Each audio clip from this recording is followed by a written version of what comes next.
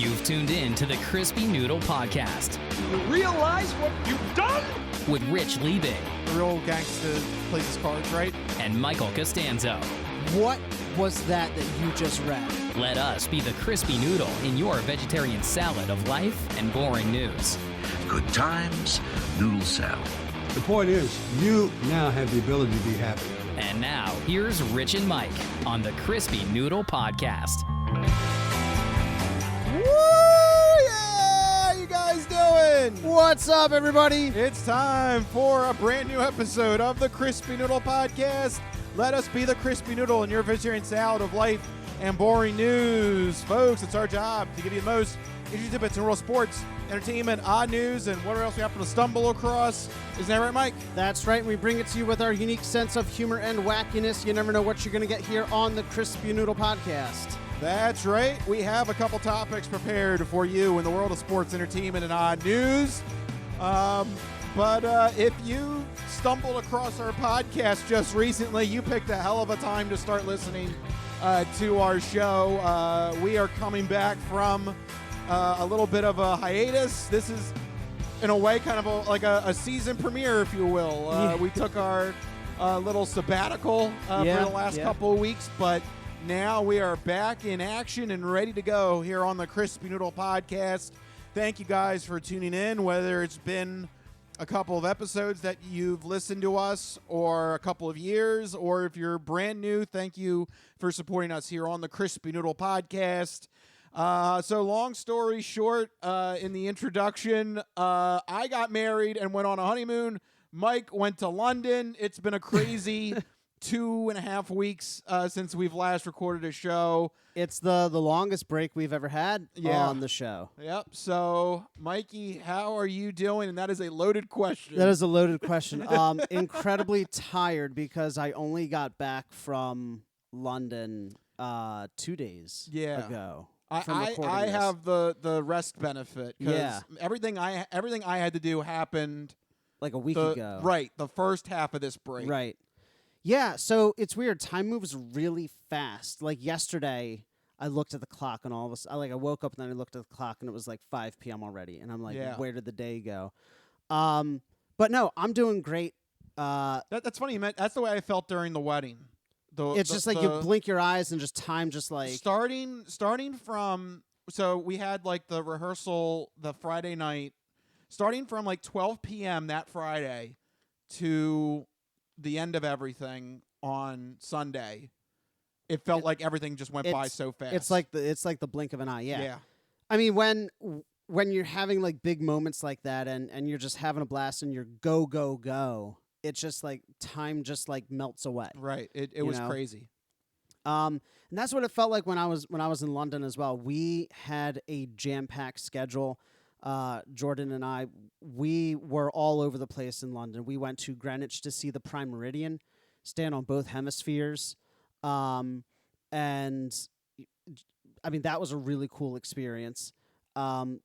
But I also realized that it's completely arbitrary and made up. Yes. The Prime Meridian is anywhere where the sun crosses over a viewer in a north-south direction.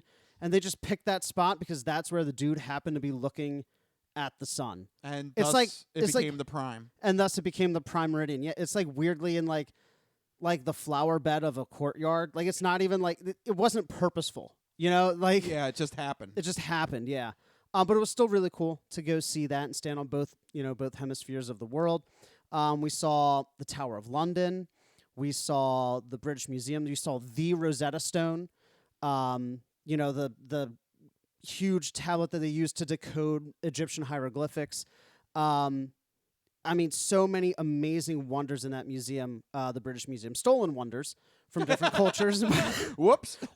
So you walk into the Greece exhibit, and they're like, oh, we share the reliefs that they took from the Acropolis with Athens. But they had like 90% of it. Like it was missing like the heads of statues. They're like, oh, the head is in Athens. We have the 90% of the rest of the body of this statue. You're like, what did you do? Just lob off the head and hand it back to Greece? That's fine. Yeah, we split everything. We split everything. They get the head, we get 90%. Literally, we split everything. But that was really cool. I mean, like literal world wonders. It was amazing. We had a chance to eat at Gordon Ramsay's Michelin-star restaurant, Petrus. You're a big Gordon Ramsay fan. Big Gordon Ramsay fan, yeah. Are you going to play a clip? No, I'm just looking through. Okay. I thought you had the lamb sauce clip, because I did have lamb. Oh, you should have told me ahead of time. I could have got it. I know. You. That's what I thought you were going to play. But I lost it in the great iPad fire. Oh, no, the great iPad fire. Yeah, it ruined a couple of my sound clips. The clips have never been the same since. Well, some of them I don't have anymore because, the iPad fire of 2015. For those that don't know, years ago, Rich had all the clips ever you could possibly want on his iPad. Yeah. The iPad crashed, and he lost all the clips. He's been slowly acquiring them again and, creating new clips, but it's just that original library of just hundreds and hundreds of sound bites. It was a great loss to the show. It was. I mean, we lost like a third co-host. It was a great loss to civilization. Yes, really. Yes. it's like the fall of Kaiserion. It's just that bad. Yes. I only know that from Ghost. I know. People think you're busting out like obscure historical knowledge. No, it's just from his Swedish death metal band. Yeah, sorry. But anyway, please continue. So we went to Petrus, and it was my first ever experience with a restaurant that. Okay, no, I wasn't it. Just never mind. Never mind. I tried to inadvertently try and pull it up on the internet, and of course the internet let me down. Never mind. Stupid internet. Yeah, please continue.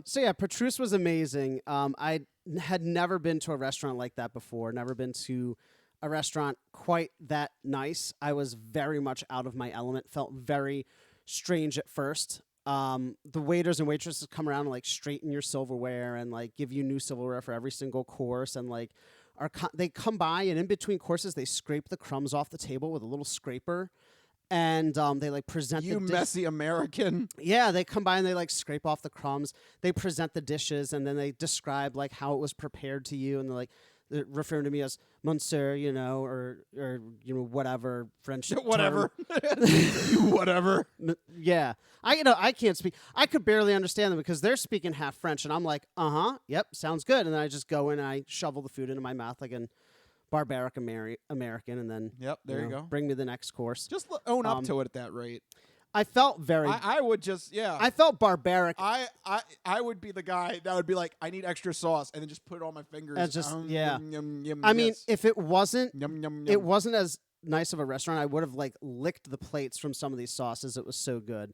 Later in the week, I had another Gordon Ramsay restaurant. We went to Street Pizza. By Gordon Ramsay, which was just a pizza place that he has, a chain pizza place that he has. And we're eating pizza with our hands like Americans do. The British eat them with forks and knives. They're sitting there cutting the pizza and eating it. Yeah, so we're sitting there like shoveling pizza in our mouths with our hands, and there's this couple next to us with a fork and knife cutting their pizza bite by bite. I'm like, what is happening in Britain? They're so weird. Just have all day, apparently. They just have all day. I will tell you this. Restaurants in London are strange. The food comes out so fast. Like, you're seated, and the food is out like 10 minutes. And it's always hot and delicious and fresh. But then getting the bill is near impossible. Like, people are just, because they don't work for tips, they're not concerned with churning tables. So you can sit there. We sat at restaurants for 3 hours. And, when we would go to King's Buffet and they're bribing us with coupons to leave? Yeah. Our waiter would disappear and like never come back. Like, after we got our food, he would just like be content to let us sit and spend the entire time until closing there if we wanted to. It was and that's the way of life there. It's just it felt like much slower. Like afternoon tea, just casually go drink tea for 2 hours and have finger sandwiches. It was an amazing experience just getting to slow down a little bit. And it was frustrating at times because we're like, go, go, go. We have another thing to get to, and everybody else is just kind of like, meandering along, and we're like, pick up the pace. But it was an amazing experience. So many once-in-a-lifetime experiences to see these historic landmarks like the Tower of London, built 1,000 years ago, Michelin-starred restaurants, the Prime Meridian. If I would highly recommend going to see London. If ever the opportunity comes. I mean, it's amazing. Don't see Buckingham Palace. don't bother with the royals and all that stuff. Go see like the actual history. Go see like the, You know, you say that now, but next week is going to be like Queen Elizabeth dies or something. Yeah, I know. I don't put that in the universe. I don't want it to be my fault. Yep, it's going to be your fault now. Buckingham Palace was not that impressive. Yeah, take that. No, seriously, it wasn't. It was just a giant rectangular house in the middle of a parking lot. Take that. Like on TV, they make it seem so much more impressive. Yeah, it was stupid. Boo! You know what was impressive though? Was we went to a department store called Harrods, which apparently is like a big thing. Like I didn't know. Jordan was like, we should go to Harrods. It's like this really posh, high-end department store. And I'm imagining like a really nice Target. And she's like, no, you don't understand. It's like way more than that. So we step into this place and everything is marble. And the escalators are like have like Egyptian like iconography and facades on them. What? I'm going to make a weird reference. Okay. I think isn't that the store they go to that Alan Rickman goes to in the Christmas movie, the rom-com Christmas movie that everybody I know exactly. Love Actually. Love Actually, yeah. Maybe I think it is. I don't know. All I know is that this place was. That sounds familiar. It was absurd, Rich. Like we were going through the toy section because I was trying to find. They had a Wizarding World of Harry Potter display, so we're walking through the toy section, and they had toddler clothes from designers like Gucci and yes, gotta get the kids for like Gucci. 18-month-old. They have like these what they call mini designer lines, and I'm like, man, Crap Your Pants by Gucci. Seriously, we walked through another area where people were handling things with white gloves, and they had like very expensive pens. I was like, oh, that pen's not that expensive. It's like, it's a really nice pen. I'm like, oh, 85 pounds. That's expensive. And I noticed there was no decimal point. And I'm like, and I just back away. I'm like, okay, I can't be in this store. Yeah. That's like, good. I was like, this is actual insanity. We went to the gift shop and bought a magnet. There you go. that was more our speed. Much better speed. Much better speed. Very good. But it was a fantastic trip. It was amazing. I wish I could go back. But yeah, just living it up, trying to the best of our ability to live it up and go see. It's been a while since I've been overseas, so it was a really big treat to go do that. Yeah. But it was a good time. But just to clarify again, Yeah. you went to some of these restaurants and Right. they were French. So I went to a French restaurant. I went to an Italian restaurant. I went to some British pubs. We had a layover in Dublin, where I had a full English breakfast in Ireland. But Petrus, Petrus was French. Yes. Okay, just making sure. The French champagne has always been celebrated for its excellence. Just wanted to make sure we got that on the record. Yeah. I knew what you were angling for. Thank you. I knew what you were trying to get to. I have that sound clip. That You will did never have die. that sound clip. Orson Welles will never die. Orson Welles lives on Yes, he just went home. in infamy. Yes. But yes, I did go to some French restaurants. I had croissants. I had what? Croissant. Croissants. Yeah. Croissant. Look at you with the French pronunciation. I'm like, Jordan, you got to order this stuff for me. I can't. Yeah, you do it. She's like, do you want a pain de chocolat? I'm like, no, I want a pain de chocolate. Pain of chocolate. That sounds like an American term.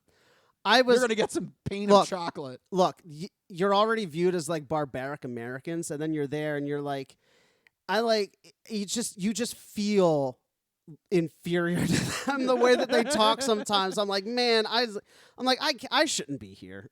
The French champagne has always been celebrated for its excellence. Yeah, there you go. Excellence. Excellence. But you know what we do better? Ice and water.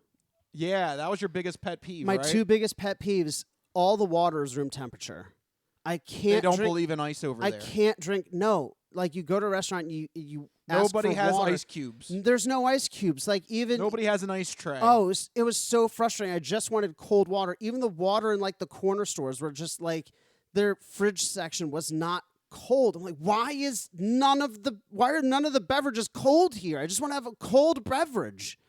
The other thing that pissed me off is no trash cans anywhere. I'm walking through a subway. I'm walking in a major city. You'd think there'd be trash cans. I'm carrying trash around with me for like 5 city blocks. I'm like, where are they hiding their trash cans at?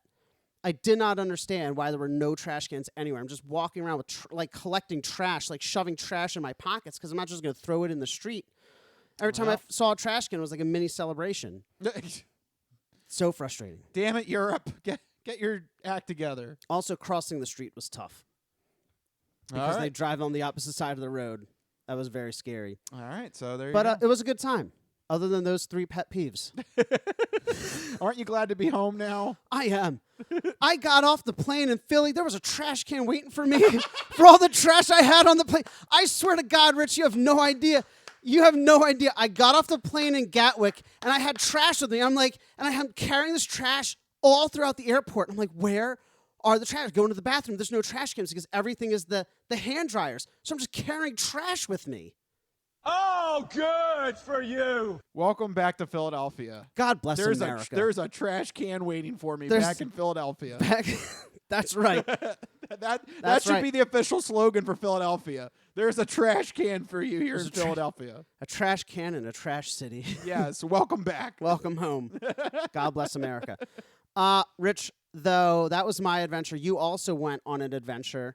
You went on your honeymoon to the Big Easy. Yep. Got married on Saturday. I mean, yeah, everything was crazy. Yeah, that's right, because we ended the last episode, season, whatever. Like the season finale. Like you were about to get married. Right, yeah. So, I mean, I was there.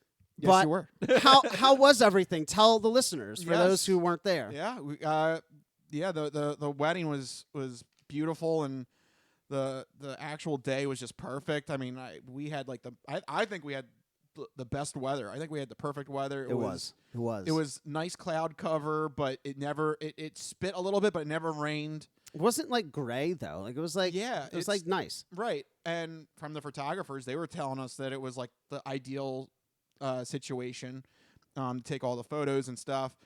We had so much fun. It was, everybody that was close to me was there. It was all the words that were said were very nice, including your speech. Thank you. And Rachel was a very beautiful bride, and she still remains a beautiful bride as well. Aww. It was, it was. I don't know how it could have gone any better, to be honest with you. It was. I mean, I thought it was amazing. It just went by too fast. It went by. I mean, I really did try, because everyone was telling me the day of the wedding, you're gonna blink and it's gonna be over. I really did try to like put the brakes on and try to take a look around and enjoy, seize the moment, Soak it in. Right. Yeah. And so I think I did, but yeah, you really can't avoid it. The day just that 48-hour span where you go from the rehearsal dinner to the wedding, and it goes by so fast. But I think I did the best to try and enjoy it and savor it, and everybody had fun, and we all danced to Ghost. We I insisted there be some Ghost music, but we all had a fun time. I don't know how it could have been any better. So anybody that attended, thank you very much for showing up and supporting us. But then it was time for the honeymoon. We went to New Orleans. You guys left almost immediately. We left Monday morning, yeah. Wow. And we were there for a full week, and we did everything that we possibly could. We did Bourbon Street. We did, oh my gosh, all the eateries. I don't even know where to begin, because I could spend a half hour. Rich had like a literal greatest hits list of food that he ate that he described in very great detail to me. Yeah. It seems like it was like. And that's the best part about trips like that, is just going on like almost like an eating tour. Of like I went on cuisines. an eating tour. Yeah, because I know I gained 8 pounds from the start of all this to when I came back to Philly. You had it all. You talked about jambalaya. You talked about muffaletta sandwiches. I had beignets. Beignets. I had shrimp po' boys. had char grilled oysters. I'm not even a big fan of oysters. You had gator. You had like we tried everything. you had as a much as hand we grenade could. drink. Yes, I had the hand grenade drink. Had a hurricane. Had a just everything. Old fashioned. It was just everything was there for the taking. It was so good. And I lucked out with the weather down there too. I mean, for those that are, that know me, they probably were scratching their heads a little bit, being like, Rich doesn't like the heat. Why is he going down to New Orleans? Well, I mean, I wanted to try the food. That was the big thing. Right. But we got lucky. It was like the tail end of, April. So when we got there, it was actually really nice weather. The first half of the week that we were there. And I was fine. I just had to put on sunscreen because there's no cloud cover in New Orleans. But I was actually doing pretty fine up until Saturday. The last day we were there, the heat got cranked up. You said it got up to like 90 with like 100% humidity. Yeah. Oof. I was like, okay, I'm ready to come back home. I'm ready to come back to air conditioning. I'm ready to. That's when you just spend the day in the pool and you just wind down a bit before you got to travel, right? Yeah, that was the wind down day, if you will. But yeah, we hit Bourbon Street a couple times. It's a crazy atmosphere. So it's like what? Like a giant party in the street, like all the time, right? Yeah, any night, any night. We literally were there a Monday night, and we went on Bourbon Street, and it was like it might as well have been a weekend party. It was crazy. It was a Monday night. Yeah. Like, what are you guys doing? Don't you have work? The week is just starting. Yeah, don't you have work tomorrow and like the rest of the week? No, keep going. Woo! And all the drinks you could have, live music every turn. Like it's crazy. The energy must be incredible. It is. You have to have a lot of energy to keep doing this constantly. There's probably people that do that every night. Yeah. Well, if they do, they're probably also going broke too, because some of those pricey. Some of those are city. a little pricey. Yeah. I mean, like it's not going to kill you, but if you did it every night, it would. Yeah. But no, it was a hell of a time. I had all the drink. I really could go like a half hour into like all the places that we ate and give you my reviews on it. But just go down to the basics. If you've never been to New Orleans, just make sure at some point you have some good jambalaya, some good oysters, a good muffaletta sandwich, and a good beignet, preferably from Café Du Monde, in my opinion. Café Du Monde was good. And the po' boys. You mentioned the po' boys. Yeah, have a good po' boy. But yeah, it was crazy. We made friends. Everybody was friendly down there too for us. It was it was definitely a hell of a ride. And definitely something that I don't think I would have done if it wasn't like, a special occasion like a honeymoon or something like that. But it was a very interesting trip. I'm glad I got to try all the crazy food, and hopefully I can perfect my own jambalaya. I'm trying to. You've been trying. I see the posts of you making, because you went to a jambalaya cooking class. Yeah, that was one of the things you guys did. I know it. Actually, I'll put it. Yeah, we went to a dedicated cooking class at New Orleans School of Cooking, which is actually not far off of Bourbon Street. So if you are staying down there, you can access this relatively easy, and it was actually probably one of the top 5 moments. We got to have this demonstration on how you cook gumbo, jambalaya, pralines, and it was like a really cool like kitchen stadium kind of setup, because they put a big mirror over where the chef is cooking, so you can see like how That's she's really preparing cool. the food, and exactly how she's divvying up, like how she's cutting and how she's where she's adding the spices and stuff like that. It was really cool, and they give you kind of a quick tip sheet, on your way out, so you can. And I still have mine, so Nice. I can. You got to perfect it. You got to be the jambalaya guy. I'm like when trying you go to events, you bring your jambalaya. Like Kevin in the office has his chili. Right. You come with jambalaya. Well, I'll try to perfect it. I'm not quite there yet. I gotta go through a couple of times trying to perfect it and cook it right. But yeah, and it's not like it's not difficult to cook. It's just more of like the organization of like there's a lot of components, right? Because it's shrimp and rice yeah. and sausage and yeah. Yeah. But, it's really just more a combination of, like, trying to figure when you want to add certain things and certain spices and stuff like that. But in terms of the actual cooking, it's not really that difficult to cook. It's just more the organization. Mise en place, everything in its place. Yeah, and it does make a lot. So yeah, I could be, once I get it to like up to snuff. Yeah, you gotta I've only done one full cook of a jambalaya so far. I gotta perfect it a little bit. Yeah, more. you gotta do it a few more times. Then you can start. That can be your thing. You show up to family functions with like your big pot of jambalaya. Yeah. Here comes crazy Uncle Rich with his jambalaya. Yep. There you go.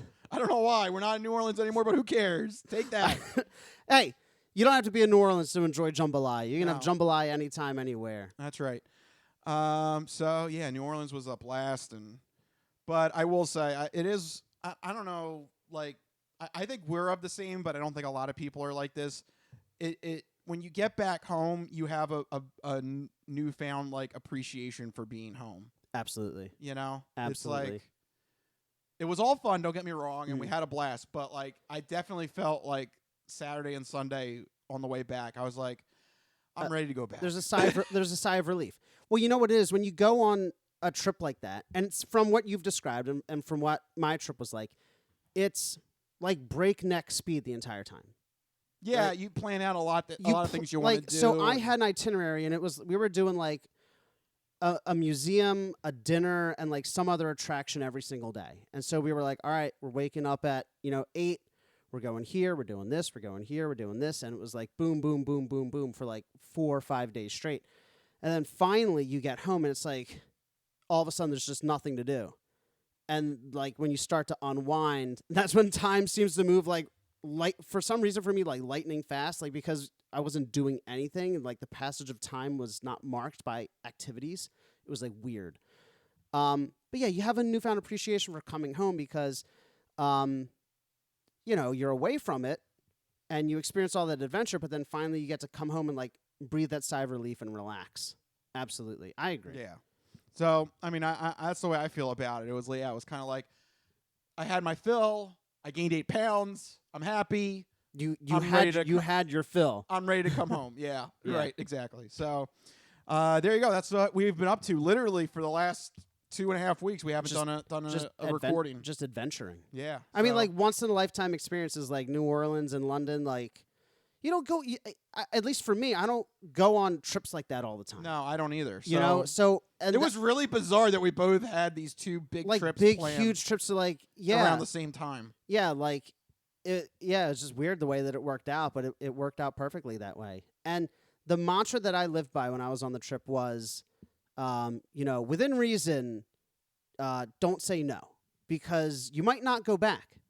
Yeah. So like do everything you want to do within reason, obviously, because it's, how many times are you going to get a chance to do that? Within reason, asterisks, anything that would make you end up on the non-fortune cookie odd news. Yeah, exactly. Yeah, right. Yes. Exactly. Big asterisks within reason. There you go. Yeah. All right, so there you go. Hopefully we catch everybody up to date. We caught everybody up to date. I don't even know. Is everybody caught up? I think so. Show Hopefully. of hands. Is everybody Yeah, good? caught up. Caught up. Because they're caught up now. They're not catching up. Caught up. I caught a bullet. I feel like Jackie Chan. I can't understand English. I caught a bullet. You've had a week to recuperate. I don't know what your excuse Yeah, is. Whoops. Oh, well. We've caught them catched up. Catch up. Cats up. Mr. Burns. Mr. Burns, please go away. Simpsons leads into the sports sampler. That's right, because we play a Simpsons clip. So you're not good at sports. It's a very small part of life. Sports. In your face. Ha ha! All right, here we go. How'd you like that weird transition? Yeah, there you go. Well, sports coming at you in your face, but we have one big topic that we want to review and discuss. Because there's an actual show. Yeah, right? We actually do have topics that we want to talk about. The big thing we missed was the draft. We could not get together to go over the draft because at that time I was in New Orleans. We did the draft live 2 years in a row. Yeah, during COVID. 2 years in a row, Yep. right? Yep. Yeah. So it was interesting to, unfortunately, it was interesting that, we had other things to do and everything like that, but we had to be following this up on the side with the current NFL draft. Where do you want to begin with our recap? Just straight up on the Eagles? Yeah, I think our hometown. I birds? think that's the most important thing to hit is the Eagles in this case, because they had one of the best drafts of any team. It was shocking, like how, I don't want to say perfect, but like they pretty much did everything they needed to do on paper, at least, with the exception of two big positions, which we'll get to. But on paper, they did everything they had to, right? Like, how happy are you with the draft just right off the bat? Like, it's a good haul that they got. It's a really good haul. So we just want to run down at the first couple of picks. So first off, pick number 13. The Eagles were wheeling and dealing all night long, moving picks back and forth. And right, the Eagles traded up for this one. Yeah, defensive tackle Jordan Davis from Georgia. He was, and you're going to hear this a lot, the top-rated defensive tackle in the draft. Scored him at number 13. Future replacement for Fletcher Cox. He is massive, 6.5 feet, 340 pounds, but ran a blistering 4.78 in the 40-yard dash. I think he's like the third fastest player over 330 pounds to run the 40-yard dash. They should do some sort of average, like seconds per weight or something, because I bet seconds per weight. Because I bet you if they did some sort of averaging of this, considering how big he is, he would be number one in, like, of all time. It is crazy. 340 he can run that fast for being 340 pounds. I don't think I could run the 40-yard dash and double that time. Yeah. You know, and this guy is 6.5 feet tall, 340 pounds. He is absorbing double and triple teams on that Georgia team. A big reason why they won the championship. Yep. Anchoring the middle of that defensive line. And he's going to be a huge component in retooling that defensive line. We've talked about it before in years past. Fletcher Cox getting old, Brandon Graham getting old. They got to start bringing in new guys. And Jordan Davis, just like we brought in Fletcher Cox around the same time in the first round to be that anchor in the middle of the line. This guy can be that replacement if he pans out the way that everybody says that he will. Yep. And I mean, look, the pedigree's there. So yeah, I mean, best defense in college football, won the championship. Yeah, I mean, he has all the accomplishments that you want. Tick, tick, tick, tick, tick. He's checking off all the boxes. It's like literally like back of the box, bullet points of like a product at a store. Yeah. So this should be a good pick. Yeah, it should be exactly what the Eagles need to shore up that defensive line once again. But the other area that they needed to address, of course, was finding more weapons for Jalen Hurts. And this is not a pick that we made, but you have to mention it here because it's part of the draft. You're right. It's a haul that they got during the draft. So, right, and they acquired this player with their picks. They traded for Titans star wide receiver A.J. Brown. I think it's very appropriate to mention this as a sort of draft pick because we were hearing rumors that the Eagles were going to pick another wide receiver in the first round. And this would have been, like the third straight year that they've done that? Third straight year, with a first rounder. Well, how about this? Instead of going on an experimental wide receiver, let's go out there and find a disgruntled wide receiver who actually makes plays but isn't getting the same respect from their team. So they call up the Titans, and Titans were looking for some more draft capital, and they decided to part ways with their star wide receiver, A.J. Brown. And instead, the Eagles take him, and they sign him immediately to a 4-year, $100 million mega deal. Yeah. So there you go. Problem solved. Yeah. I think it was such a good move because instead of why waste a draft pick on another experimental wide receiver? Because clearly it's not working. Now, that's not to say that A.J. Brown's going to come in and be the solution, but at least you're getting a proven commodity. At least you have someone who's another or who is as much of a threat as Devonta Smith on the other side of the ball. Right, and they complement each other. Devonta Smith is slender, fast, stretches the field.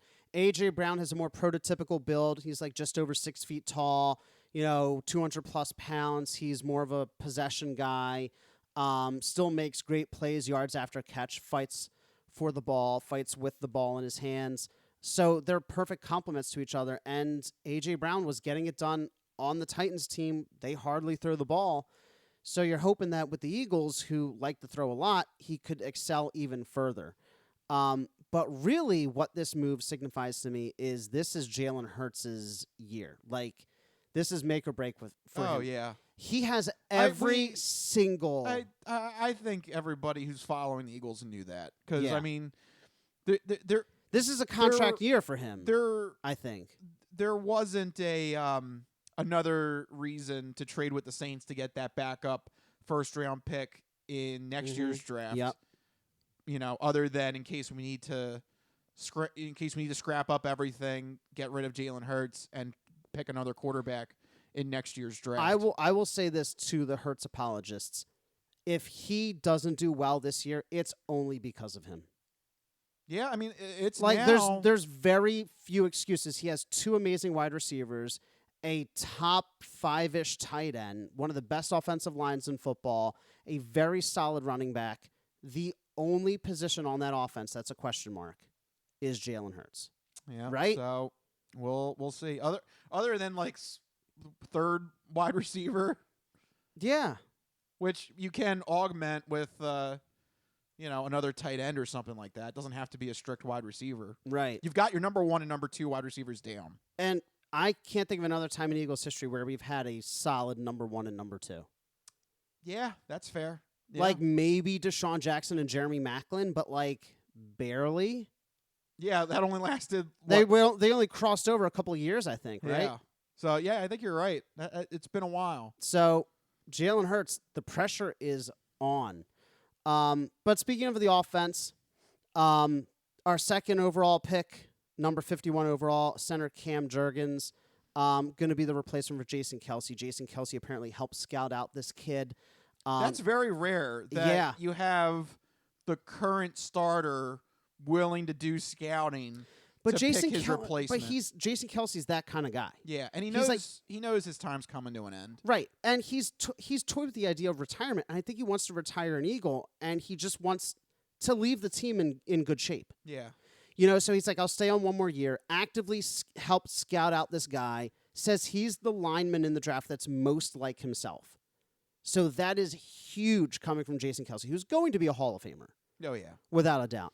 But just to say, that's usually rare. This is very rare. That this situation doesn't happen that often. Right, exactly. So I see that as a huge positive. Yeah, and it could be a great pick to replace Kelce with in the future. So the line is looking good for the foreseeable future. Again, every move that's being made here is making this team better for the future. And right now, like these guys could come in. Jordan Davis can come in, start day one. Cam Jurgens, I don't know if they would have him start day one, but he could easily slip in, as a solid backup his first year. And at least it's better in case Jason Kelce gets hurt that there's not like yeah, just what do we do? Question mark. Now, this next pick is probably one of the most exciting for me because it's the first time we've ever taken somebody this this highly rated at this position. But with the third pick in our draft, we selected linebacker Nakobe Dean. Yes, this seems to be the steal. Whoa. He was the top-rated linebacker in the draft. He was projected into the top 15. A report comes out on draft day that he has an injury that he didn't want to get surgery on. And this rumor starts swirling, and he slides from the top 15 all the way down to the middle of the third. And the Eagles are like, okay. Yeah, why not? Take the risk. Let's take a shot. Because look, here's the logic. If you take him in the first round, then you are taking risk because you're wasting valuable draft capital. Right. But the moment he slides past the second round, that you're playing with house money. That's house money. Yeah, just go for it. Because it third round, who cares? It seems like it was a bogus injury report. I mean, he's a full participant in all team activities. I think he fired his agent after he slid. He's like, "How did this happen?" Yeah. I don't know how or why he slid or what exactly is going on, but it seems like it's not really that big a deal? Question mark? Yeah, I mean, from what we've heard, he seems to be ready to go this year. They said he's gonna play. He's gonna be a full participant. He's gonna play. So I guess we do have to take that with a grain of salt because weren't we saying that about Sidney Jones? He had to sit a year. Yeah. So this is different. Okay. Sidney Jones had to sit a year. Now Kobe, yeah. So, but the big thing here though, teammate of Jordan Davis's at Georgia. He's also wildly intelligent. He was an engineering student. He was the captain of that best defense that won that championship. So he immediately makes those linebackers automatically better, like head and shoulders better than what we had before. So right in the middle of the field, you have this new defensive tackle, new inside linebacker. So all of a sudden we go from a faltering old front seven to all of a sudden we have now these new exciting players that are going to come in and revitalize this front seven. Okay. So very, very exciting stuff there. And that's really the biggest players taken in the Eagles draft. I mean, obviously we had more players and undrafted free agents, but those are really the guys we need to know about, those top guys. Unless you have anybody else that you want to talk about, those were, I think, the big headlines for the Eagles. Yeah, and honestly, I think, like you said, I think a lot of people are pleased. I think this is a good draft for Howie Roseman. He's gotten a lot of key pieces in this draft. Yeah, I mean, I'm kind of are you slightly cautious? optimistic. Yeah, cautiously optimistic. Yeah, cautiously optimistic. Yeah, especially in kind of a weak division too.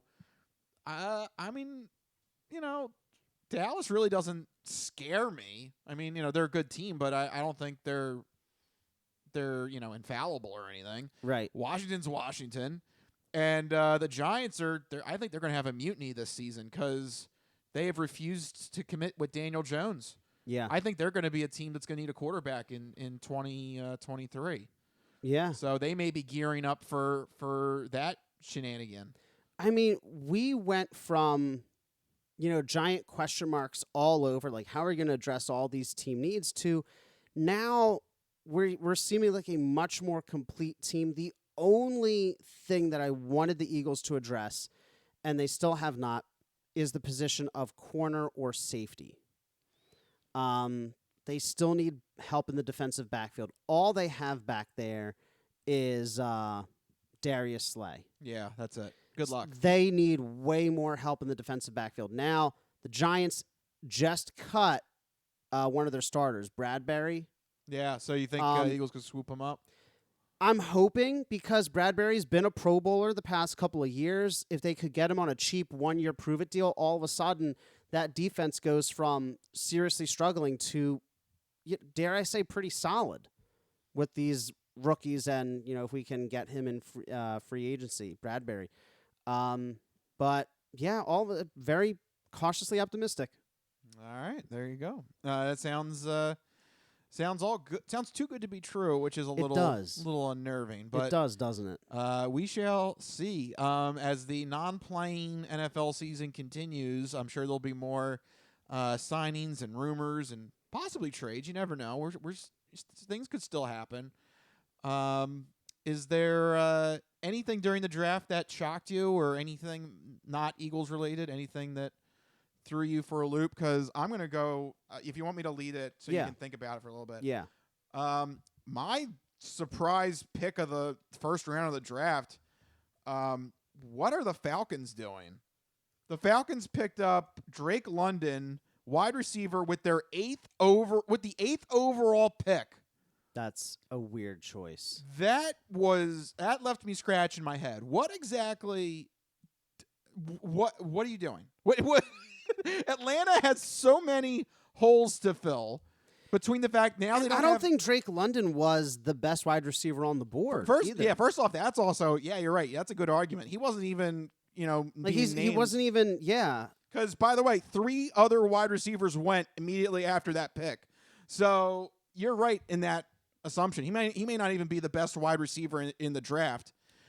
But what the hell are they doing? They don't have a quarterback. They only have Marcus Mariota because they got rid of Matt Ryan.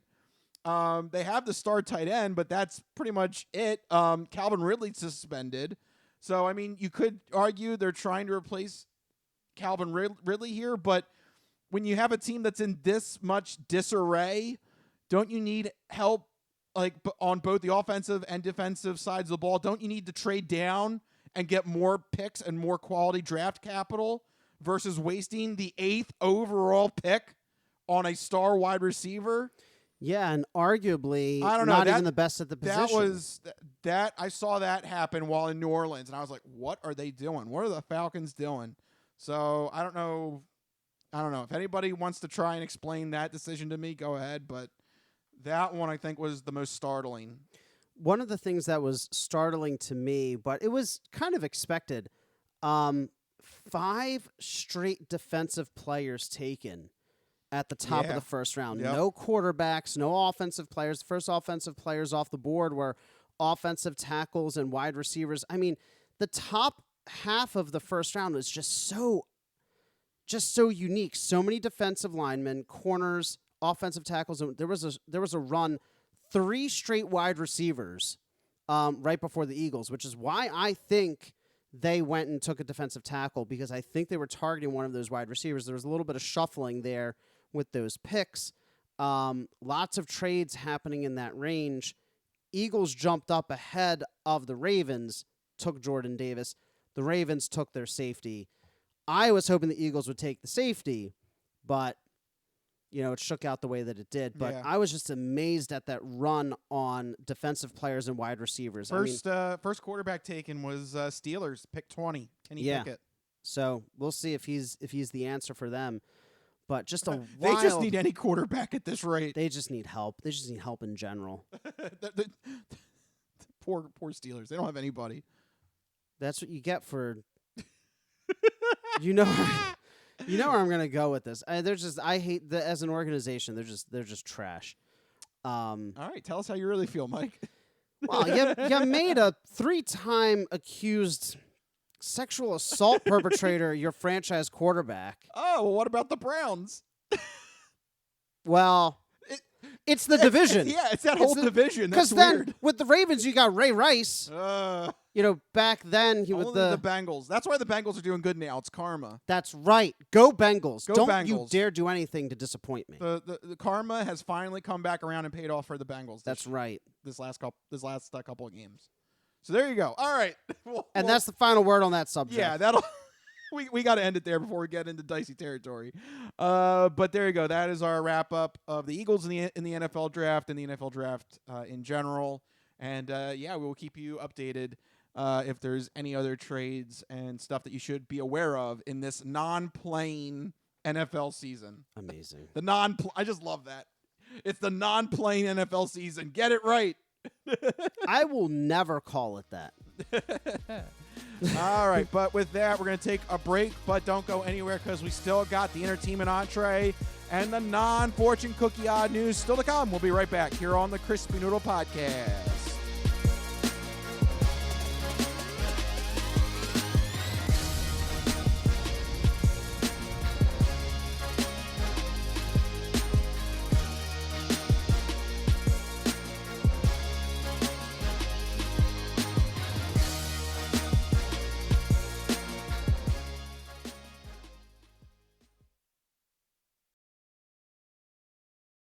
Ready for the weekend? Happy Friday. Hi, my name's Marie, and I'm an artist who's been making Happy Friday doodles every week for over 7 years. And now you can own my art collection in this Volume 1 and Volume 2 art series. These doodles span across multiple themes, yearly festivities, various countries, languages, and more. Both coffee table books have something for everyone and are the perfect conversation starter or gift for a friend. Really, anyone who enjoys a good weekend. Available on Amazon, Ingram, BookBaby, Barnes & Noble, and more. Visit happyfridaydoodles.com/books and get your copies today. Let's celebrate the best day of the week. Happy Friday.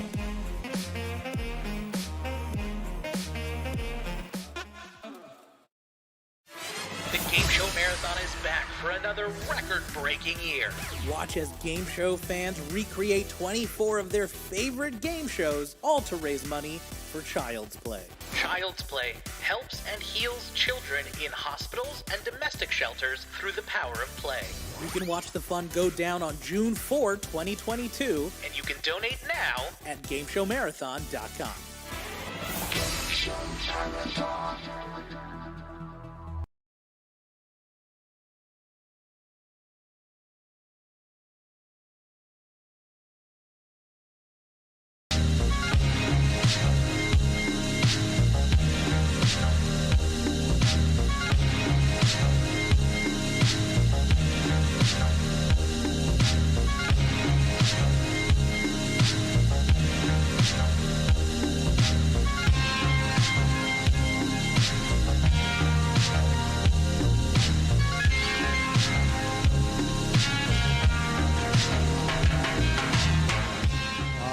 Yeah, we're back here on the Crispy Noodle Podcast, rocking and rolling. We are done the sports sampler. We were able to recap.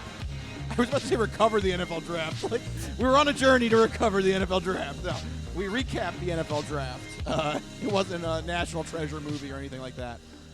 You know, it's fun. I probably have this on the mind. I want to review a couple of movies. So.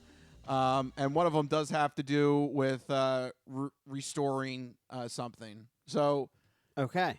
You know what? I think it's appropriate that let's launch into the next segment. Right. That subconsciously I want to just dive right in. So here it is, the entertainment entree.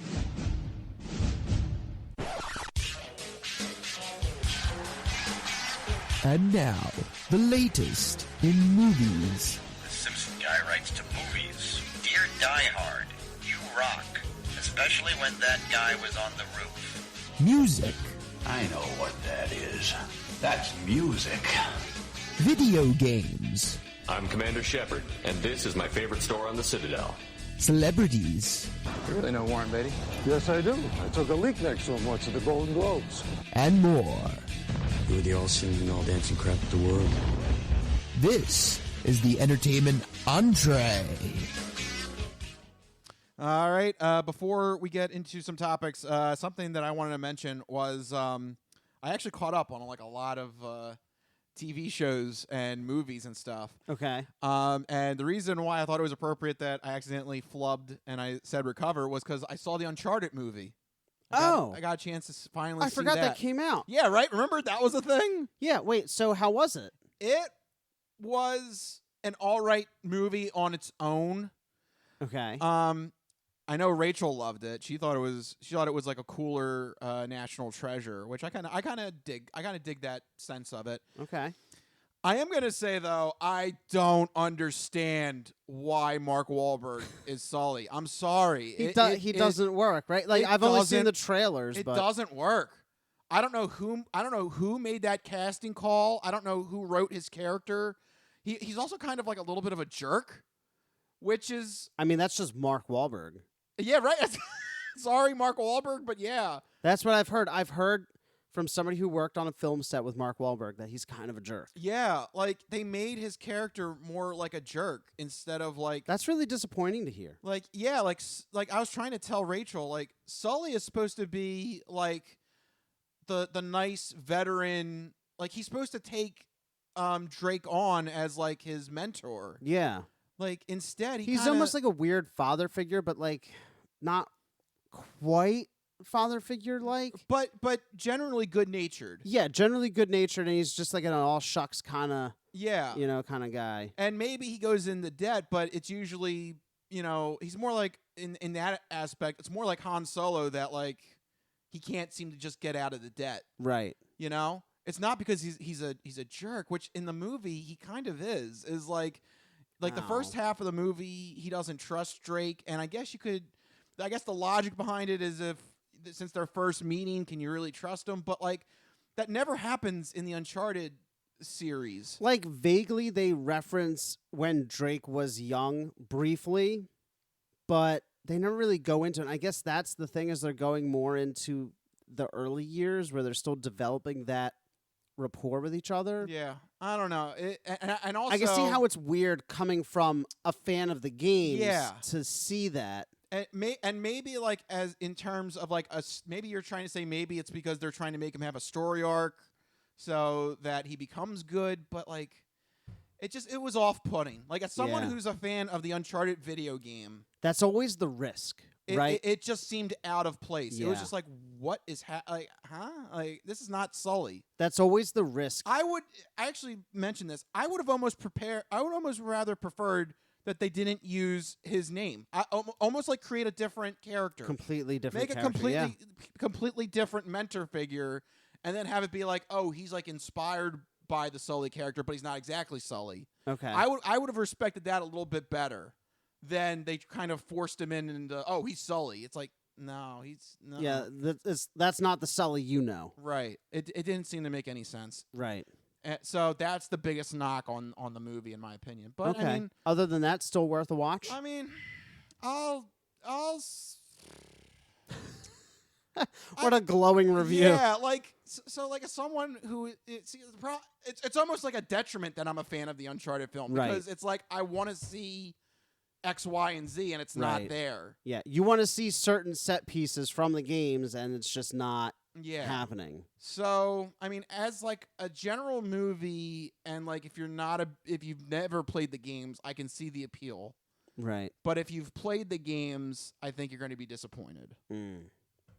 That sucks. And that's always kind of the risk and the danger with adaptations like that, especially with video games, because for some reason people have very deep connections to video games because you play as those characters. Yeah. So you like kind of are that character. I would almost rather you replay I would almost rather you replay the Uncharted games than you see the movie and think the movie is what Uncharted's supposed to be. Yeah. If that makes sense. That does make sense, yeah. It's like So- replay the games or like watch the cinematics and that's your Uncharted movie. Yeah. Instead of this. Yeah, I would almost rather you do that. Yeah. But Well, that's a shame. we'll see. I mean, I'm sure it'll get greenlit for a sequel or something. Oh, absolutely. You know, especially since everybody's pretty young in the film, and Yeah. there's, you know, I think they'll green light a sequel pretty easily. But damn it, Mark Wahlberg, what the hell? Why is he so? When I heard that casting originally, I was like, oh, I'm that's sorry. not going to work. Whoever was the casting director on that movie, I'm sorry. Mark Wahlberg has like a weird amount of sway in Hollywood. Yeah. I don't understand why. Say hi to your mother for me. So that was one movie you saw. You said you had a couple of reviews. So I mean, that was the movie I wanted to get out of the way because I know you would be interested in that. Yeah. But I mean, other things I've been catching up on. I caught up on Better Call Saul. I caught up on. Oh man. Yeah, I know. There's gonna be a lot of shows. But Better Call Saul, Mayans, Barry.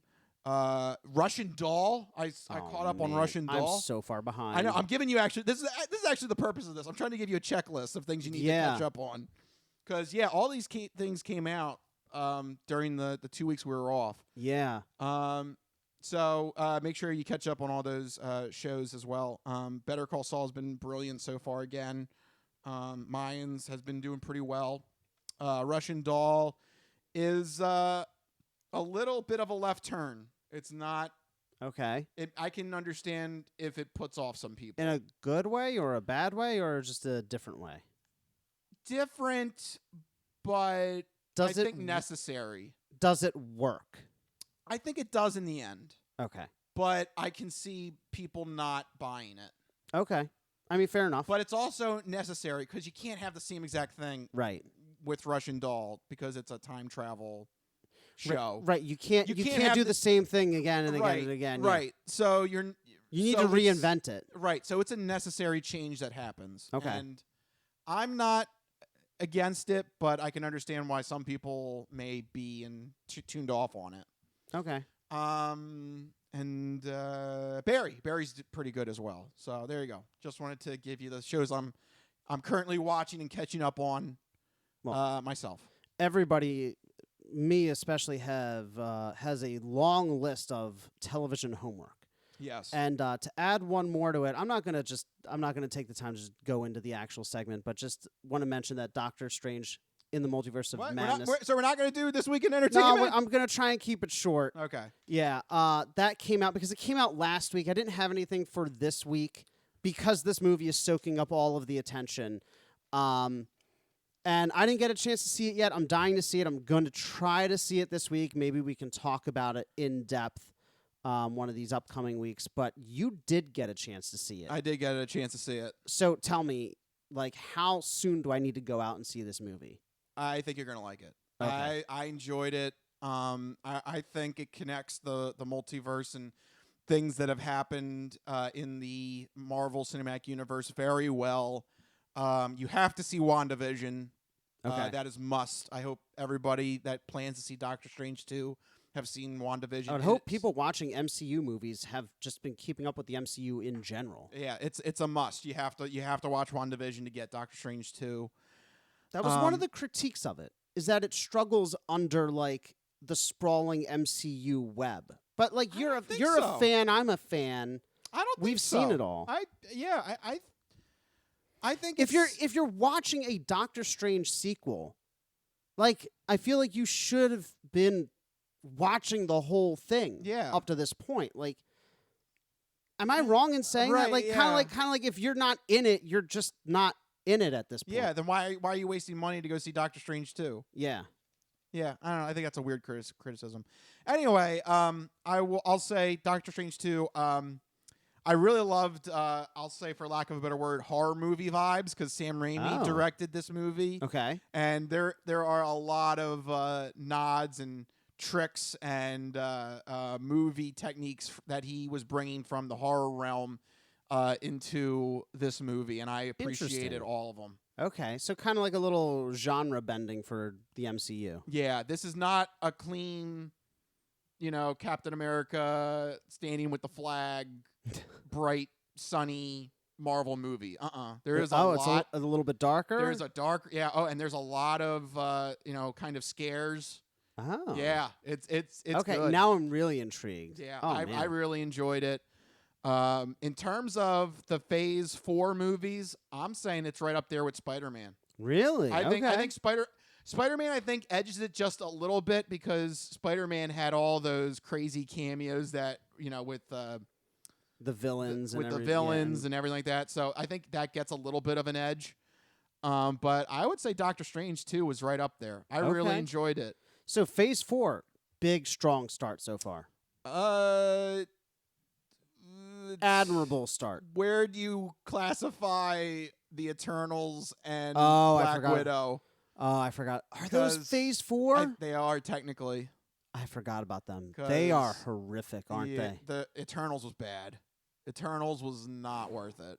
Eternals was the first. I will say on record, Eternals was the first misfire. I did not understand why that movie was made. I agree.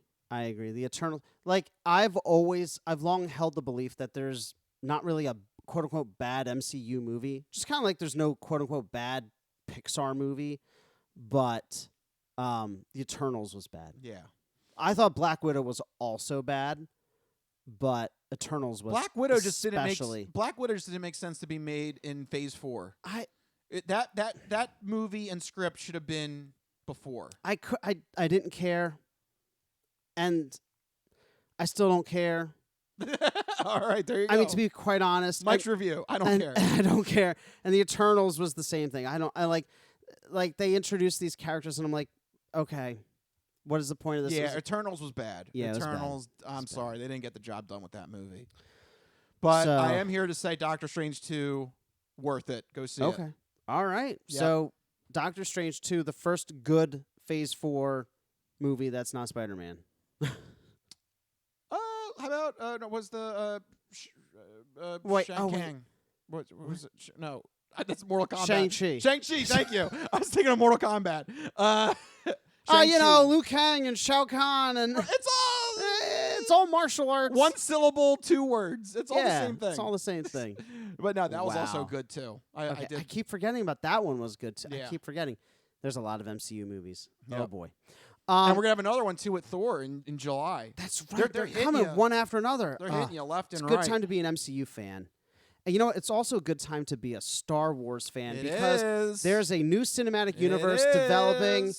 We got a trailer for Obi-Wan Kenobi. Rich, I have to defer to you as the Star Wars expert.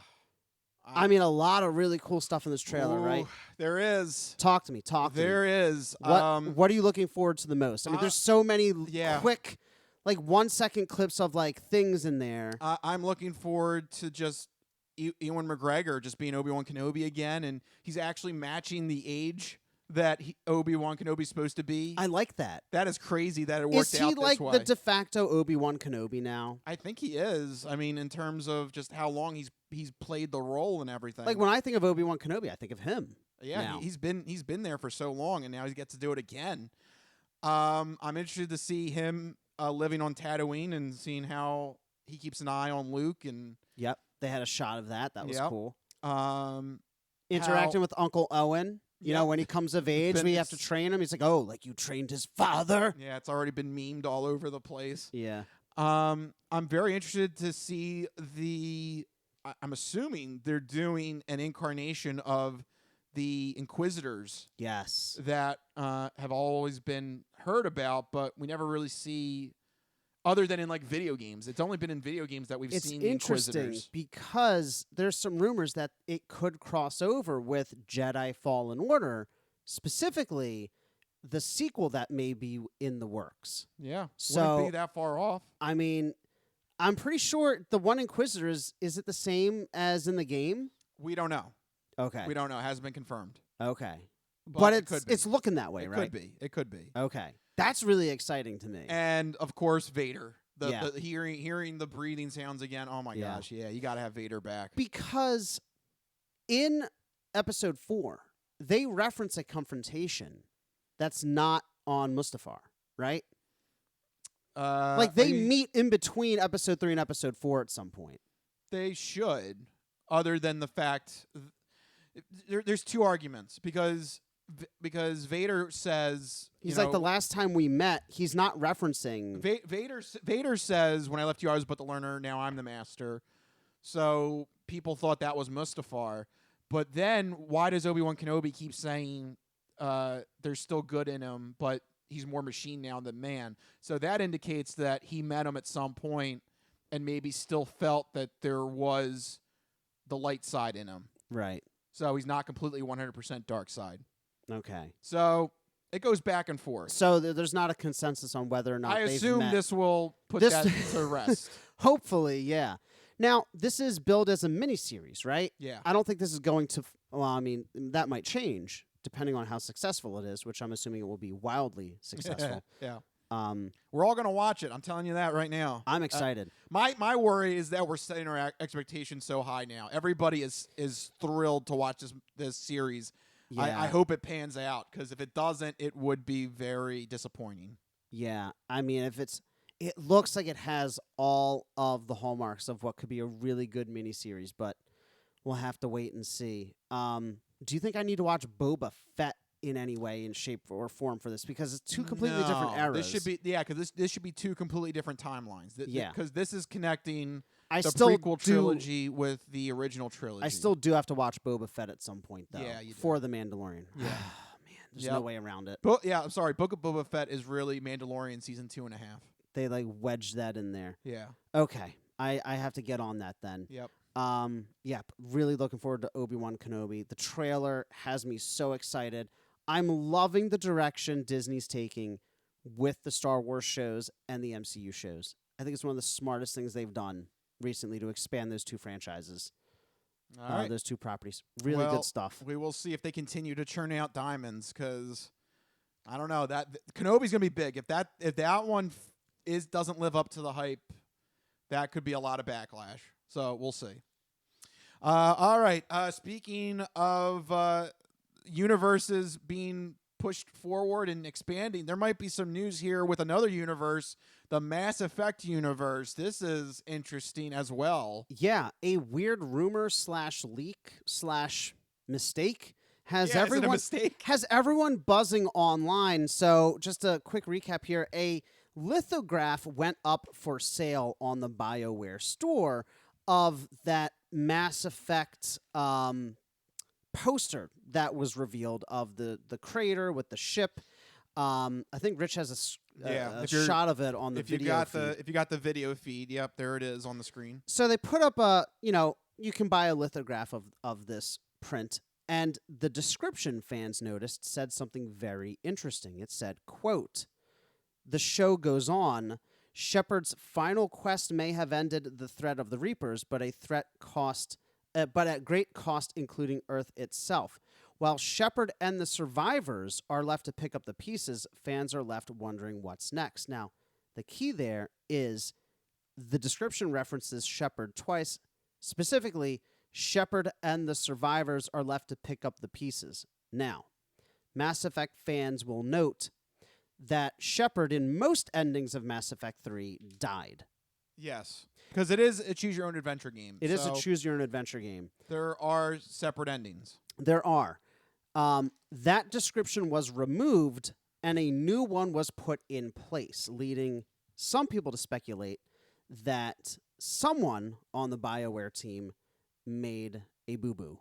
someone and accidentally let something slip, because there is one very specific ending in Mass Effect 3 in which Shepard does survive. 'Cause you done goofed. Someone done goofed. 'Cause you done goofed. So, Rich, what do you make of this? As someone who's worked in the realm of putting up ad copy and, making posts and stuff like that, like, this isn't like a mistake, right? Like, to type out the name Shepard twice in copy and have it reviewed by people and, put it up on a store page. Yeah, and nobody said, hey, Shepard's not in this game or something. It's more likely that he is, and they just revealed something by accident. Right. I would think that's more of the case. Because this is a really weird mistake to make, if it is a mistake. Right. Like that. Yeah, which is more likely? Is somebody just randomly adding characters that's not part of it, or somebody let slip internal information? Yeah. So, yeah, I mean, this could be the signal that Shepard is back for a fourth game. Do you want him back? I guess is the next question. I mean, playing on the rumor, like, this canonizes. Very good. I don't know. We can't speak. We're just on a podcast. We're it's on. fine. Yeah, it's very, very good. We're on a podcast. Everything's being recorded. Reliant completely upon our voices, and we can't talk.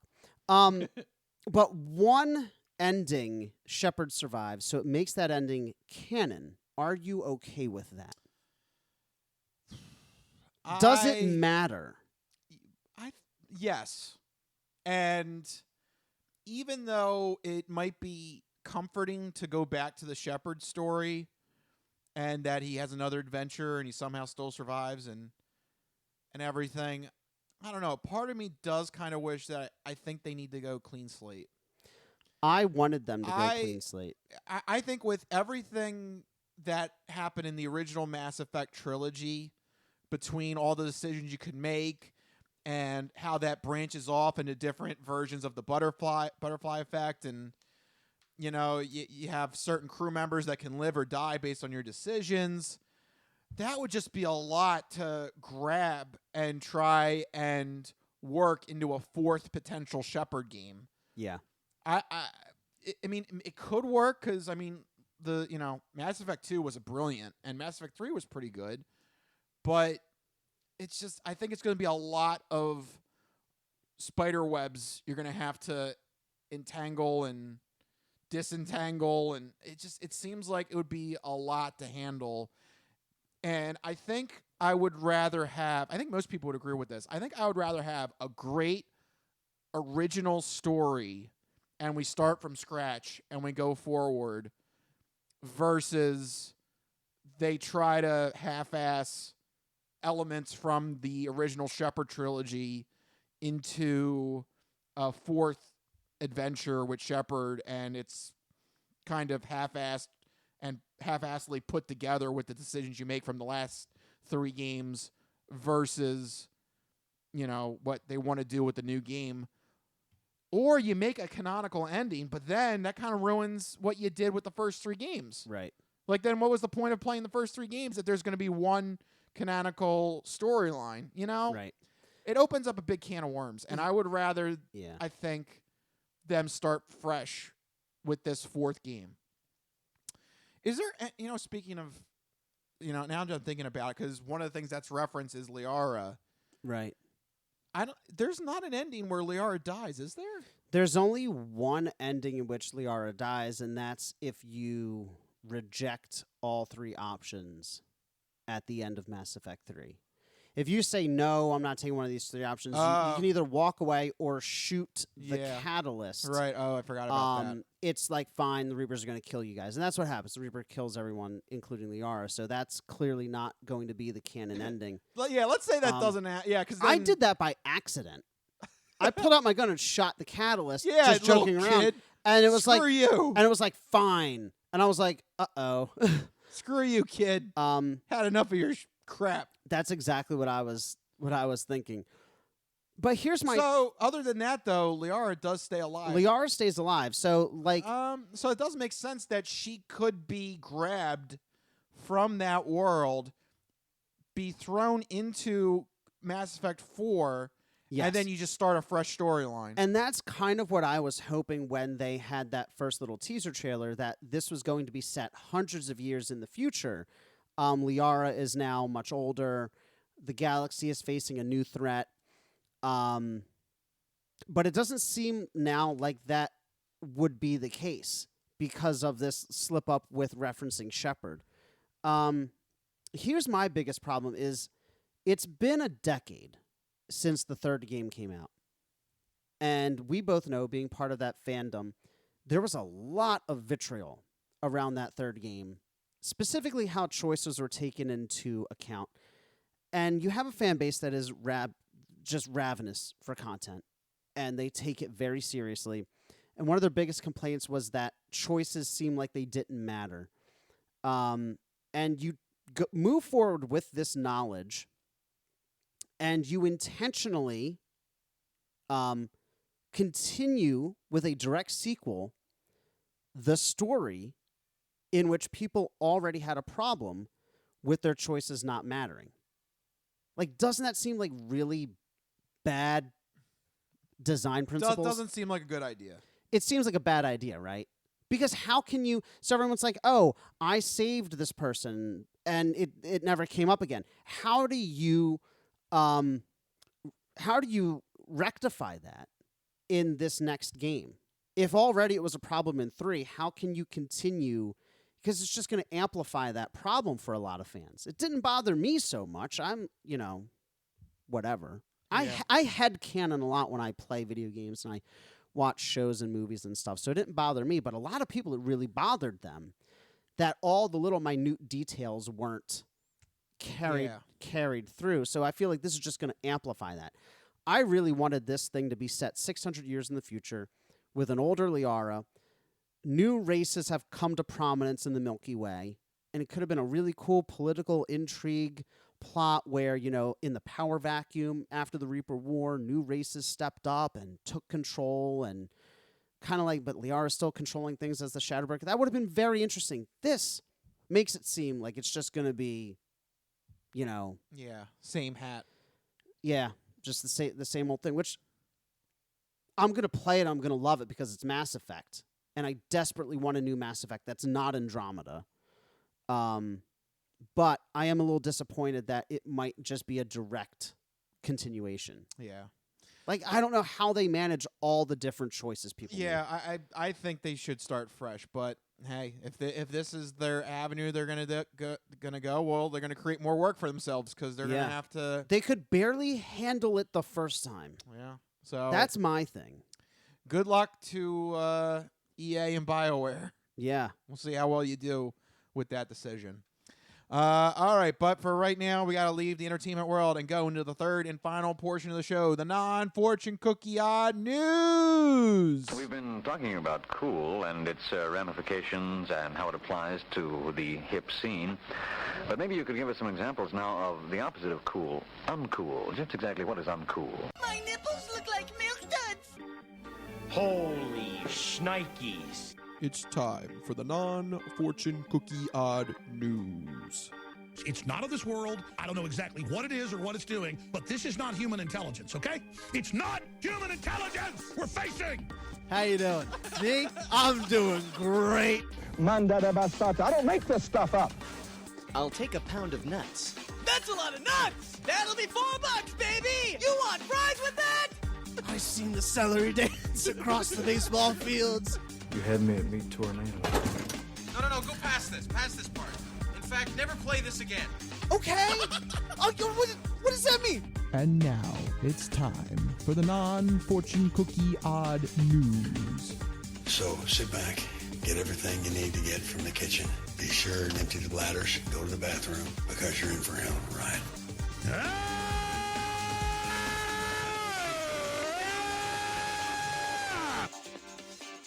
Woo, odd news! That's right, everyone. It's time for the non-fortune cookie odd news. Here in this segment, Rich researches the news, he reads the news, and I react to the news. He finds a weird and wacky story and keeps it hidden from me, which ensures that my reactions are my genuine gut reactions to hearing these stories for the very first time.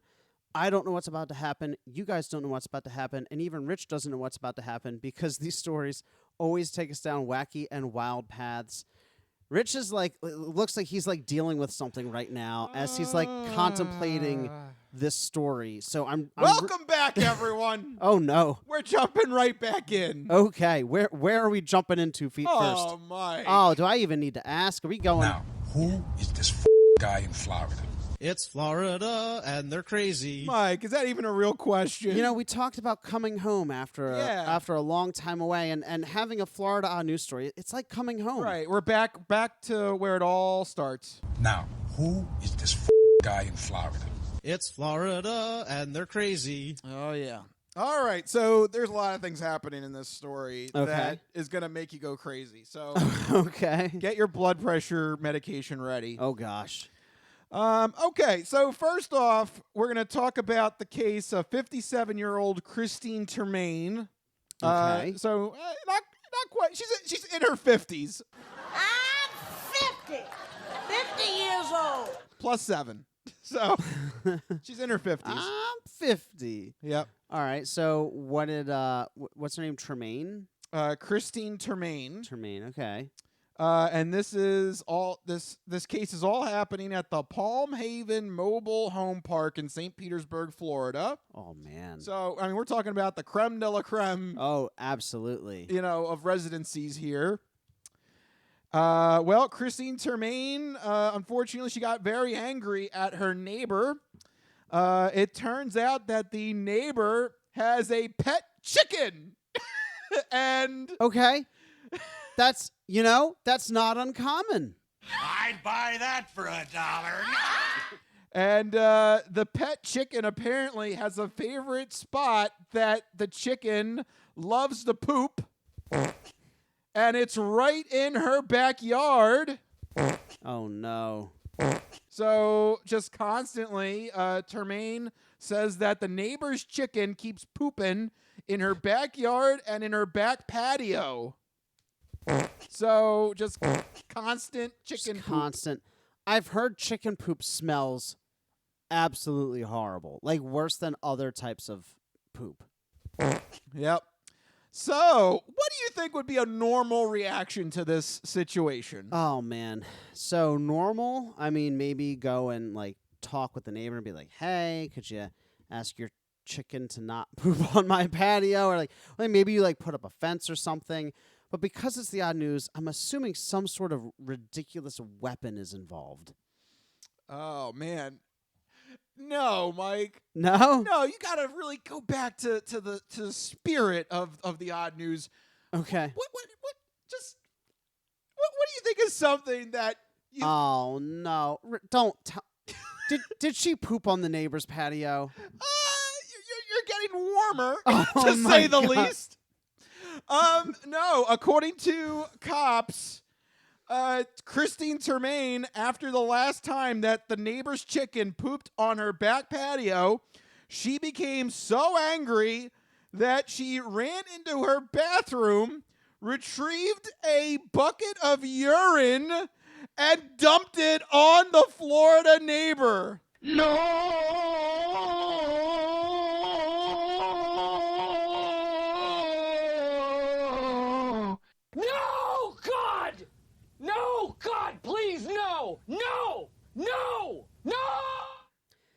This. Welcome back, Mike. It's great to be back. And what a better way to come back than with another pee bucket. Listen. What is happening? She got the pee bucket from her bathroom. That means she has a bathroom. She doesn't need to pee in a bucket. She has... unless the toilet's broken. I mean, get it fixed. Nope. God forbid we do that. Nope. That's a waste of money. Inflation's gone up. Why do I got to pay for some plumber when I can just pee in a bucket? Yeah. Inflation's killing us. Inflation's too damn high. I'll pee in a bucket. Yeah, take that, government. Then you got to empty it. Well, she has a spot to empty it now. Exactly. Take that, neighbor. Yeah. Oh, man. I hate No, God! No, God, please, no! No! No! No! I hate the pee bucket stories because to have enough pee in a bucket, to douse somebody. Yes, I have to mention this part. I don't know how much people are peeing. I have to mention this part. Okay. It's necessary. The victim, the neighbor, Lawrence Stencil, says that when she charged at her with the bucket of pee, it was filled to the brim. Ew. No, God! No, God, please, no! No! No! No! Look, I don't care how hydrated you are. That is several days of pee. That is a lot. Like, look, for a full bucket. Think about a bucket, right? A full bucket. Think about a bucket. Now think about a toilet bowl. Okay? When you pee, the toilet bowl isn't like filling up to the top with pee. You would have to pee so many times to fill it up, right? Like how many times how much do you think an average, should I look it up, how much an average pee is? If you want to. In the meantime, I have what do you have here? I have the mug shot. So imagine this lady on the video feed. I mean, she looks charging at you with a full bucket of urine. I mean, she looks like somebody who would have a pee bucket. A full bucket charging at you, just ready to douse you. Unbelievable. I've had enough of literally your chicken crap. Yeah, I'm gonna throw pee on you. Look, an eye for an eye. Well, that's why I guess that she pooped on the patio, but I guess she didn't have a... Wait, what? Wait, you said the toilet's broken. Where's the poop going? I don't know what to tell you. Maybe she does that on the lawn. But the pee she saves. Yeah. The why? Urine, the urine she saves for a special occasion. So... Look, I guess maybe the cops are listening to us because it does say in the police report that they tried to ascertain why Terman had a full bucket of urine ready, but she denied to answer the question several times. So, unfortunately, we'll never know. Terman was booked into the county jail. She was released after posting a $500 bond. So, unfortunately, we will never know why she kept a full bucket of urine at the ready, but boy, man, she knew that last chicken poop, that was the last straw. I had enough of this. It's time to get a taste of your own medicine. Here's some urine. That is just very upsetting. Yes. Welcome back, Mike. Thank you. Welcome back, everyone, to the Non-Fortune Cookie Odd News. I did a little bit of research. Good. And a person pees about, I'm going to say about 30 fluid ounces of pee a day. Okay. How big do you think this bucket was? Like, yeah, is it like a standard bucket? Yeah. Like how many gallons is a bucket? It's 8. I don't know. Like 8. Sure. Well, that thing over there, nobody can see on the video thing. But the water cooler's 5 gallons. Okay, it's 5. I don't know. I think it's 5. 5. There you go. All right, let me see. More reasonable. Let me see how many milliliters there are, or let me see how many ounces there are in. Yeah, don't bring the metric system into this, Mike. That's Europe. That's that fancy Europe talk. Get that out of here. That's that fancy Europe this is talk. America. You use the right system, not that fancy metric system. That's right. This is America. That's America, damn it. I got to measure my urine in the imperialist system. Okay, so I can't measure my urine in the metric system, Mike. It was very confusing, Rich. The entire time I was there, it was very. Get the hell out of here. I'm a traitor. You're a traitor to America. So 5 gallons is 640 ounces. And if we do the math, that means she would have had to pee in this bucket 21 times to fill it up to the brim. That's just some rough numbers. That's a lot. That's a lot of pee. That's several days of pee, I feel like. She had it ready to go. Don't she knew, you know what? I think a part of her knew that this was coming. She knew.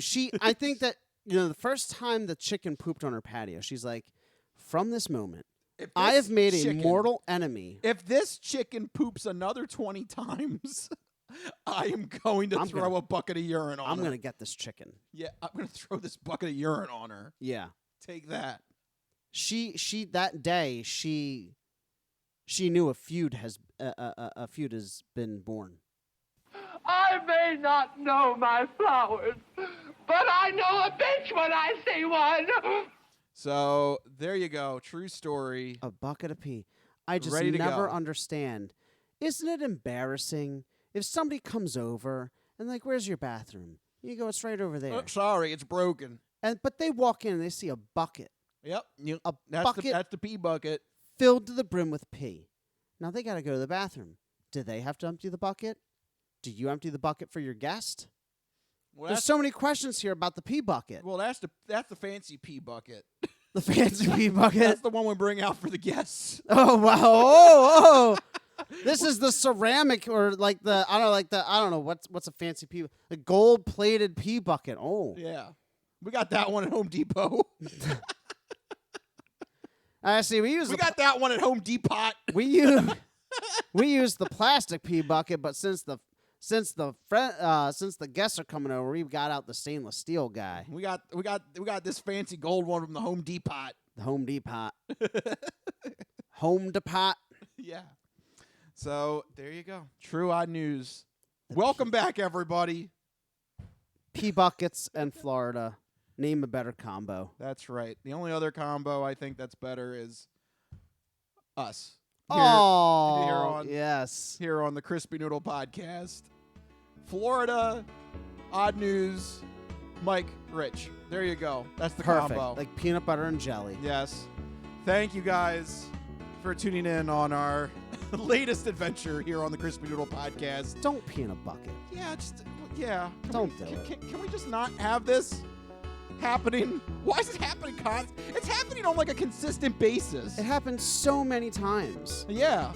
A lot of people, more than you think, way more than you think, have a bucket of urine somewhere in the house. Statistically speaking, at this rate, at any given time, there's multiple pee buckets happening in any town in America. Apparently. Anyway. We'll leave that thought experiment to you as we close out this episode of the Crispy Noodle Podcast. If you like what you heard, make sure you go to our website, thecrispynoodle.com. Make sure you follow us on all the social media channels, Facebook, Instagram, Twitter, all that fun stuff. In addition to that fun stuff, you can get the video version of the podcast on our YouTube channel, so make sure you subscribe there. You can also get the audio-only version on iTunes, Spotify, Stitcher, Google Podcasts, and Amazon devices. I think that's all of them. We're everywhere. So make sure you search for, download, and subscribe to the Crispy Noodle Podcast on either YouTube or the podcast service of your choice. Or if you're doing a trip of your own, you can download the podcast on one of those services and integrate us on Android Auto or Apple CarPlay, which is really fun. That's right. You can take us on the go. You got a little bit of a road trip or something. Download a couple episodes of our podcast, and boom, bam, you can listen to the show. You're good to go. Yeah. You're good to go. You can have all the urine stories you want. I mean, what better way to kick off a road trip than with a good urine story? Yeah, right? Hopefully nobody drank a lot of water beforehand. Yeah, exactly. And you got to pull over. Whoops. Whoops. Other than that, fine show to listen to. If you want to catch us on Twitter, I'm at Rich Liebig, RichLiebig. I'm at Mikey Costanzo, MikeyCostanzo. And yeah, find us on Twitter individually and let us know what's happening. And if you want us to talk about something on next week's show, send it our way. But right now, we got to wrap it up. This has been the Crispy Noodle Podcast. Let us be the Crispy Noodle in your vegetarian salad of life and boring news. That will do it. We'll see you guys next week. See you guys later. Bye-bye, all you fine people.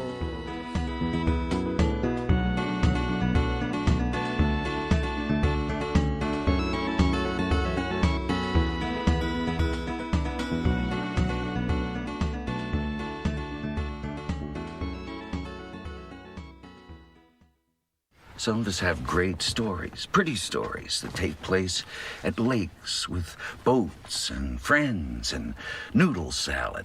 A lot of people, that's their story. Good times, noodle salad.